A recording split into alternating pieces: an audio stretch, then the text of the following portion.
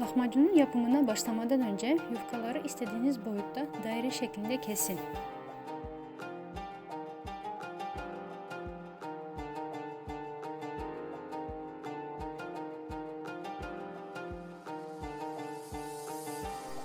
Bu arada diyelim ki yufkayı bugün değil de birkaç gün sonra kullanmak istiyorsanız, o zaman kestiğiniz yufkaları poşete koyup buzluğa kaldırabilirsiniz. Ya da elinizde fazladan yufka var, ziyan olmasın diye daire şeklinde kesip poşete koyup buzluğa kaldırabilirsiniz.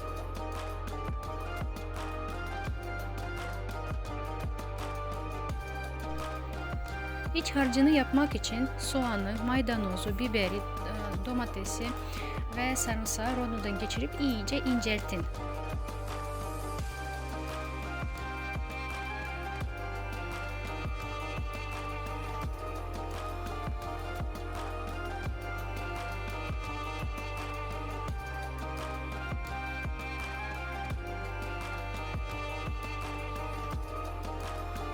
Kıymayı, salçayı, tuzu ve baharatları ekleyerek tekrar rondodan geçirin.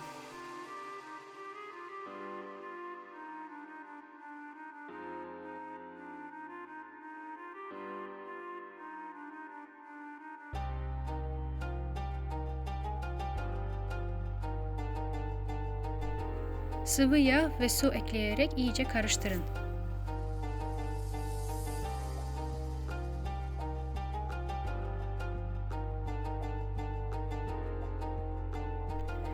Daire şeklinde kestiğimiz yufkanın üzerine ince tabaka olacak şekilde her tarafına iç harçtan sürün.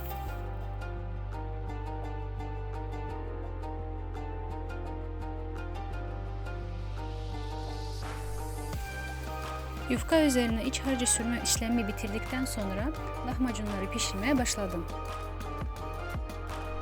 Granit veya teflon tavayı ocağa alıp ısıtın.